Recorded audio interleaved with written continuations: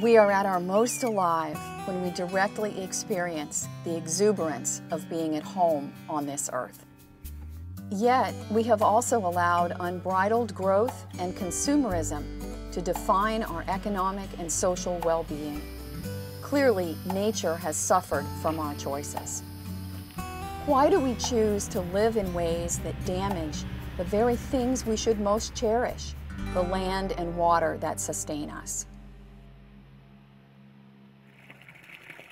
Despite 40 years of laws designed to protect nature, we are destroying the planet at an alarming rate. To understand the reasons behind this, we have to look more closely at Western culture. Historically, humans have viewed nature as vast and unlimited.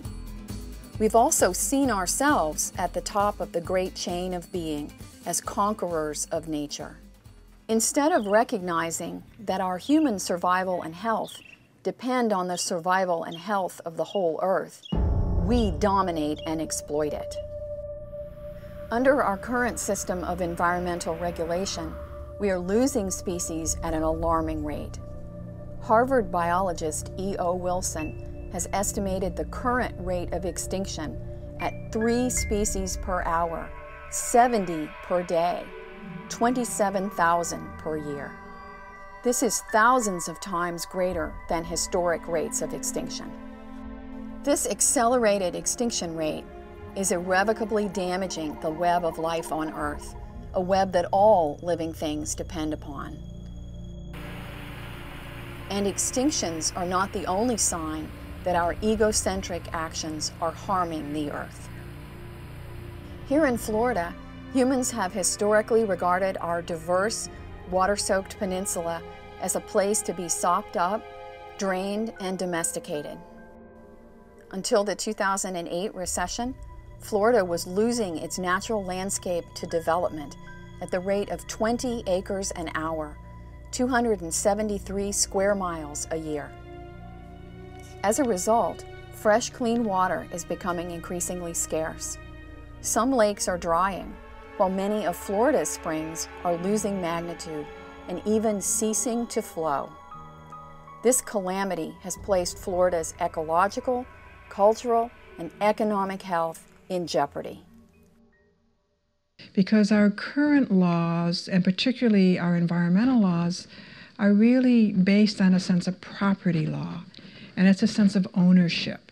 Our laws do not make any distinction between the contours of the land, whether there are rivers that flow through it, what species live on it.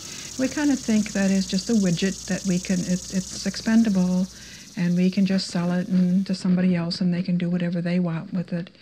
I was deeply formed and moved by the teachings and person of Thomas Berry at this time of my life. And Thomas Berry was a Catholic priest, and he termed himself a geologian. He preferred that to a theologian because he said, I'm really learning from Earth.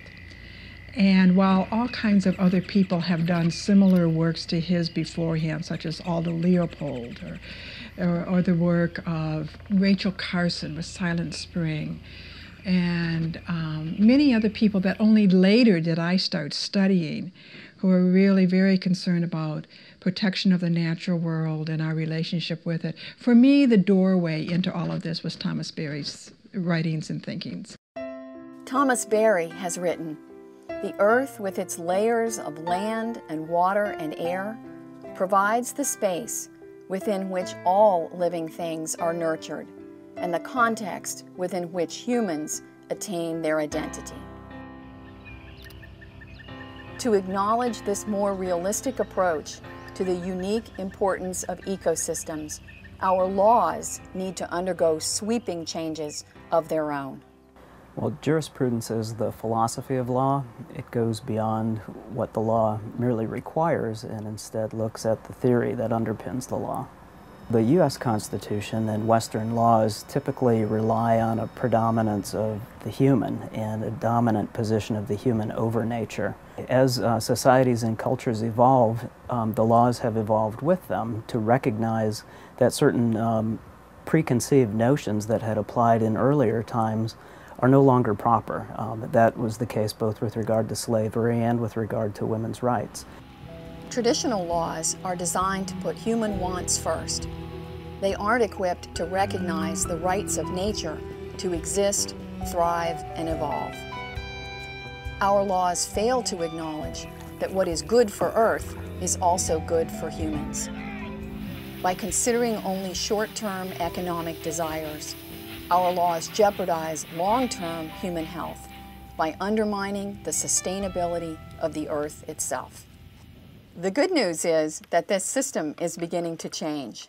In Ecuador, their constitution was amended in 2008 to include the rights of nature to exist and to regenerate itself.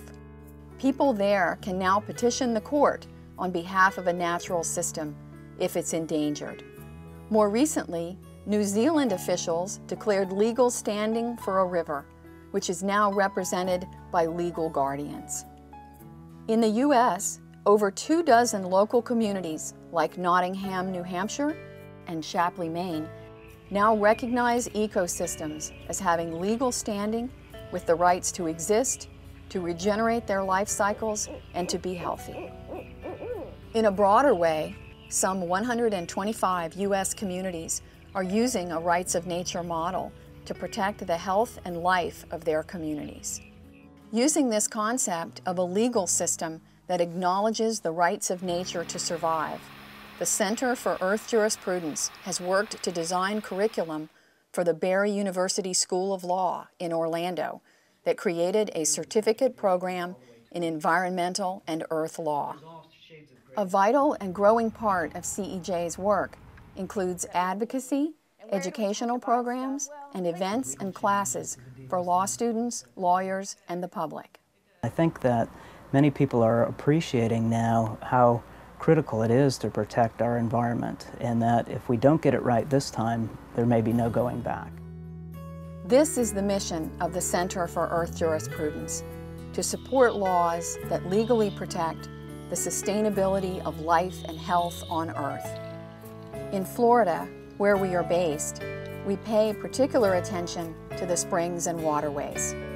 Water not only defines the cultural identity of the state, it also underpins its economic health.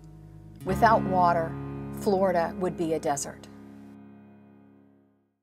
As humans, we have constructed great civilizations and championed powerful inventions. Yet those accomplishments have taken us away from fully experiencing and appreciating our natural world. We have lost touch with the reality that Earth is what sustains us. We cannot thrive and be healthy as humans unless nature and all her life forms are also healthy and thriving. Now we are called to summon our moral and legal resources to keep the beauty, the function, and the spirit of our natural world alive.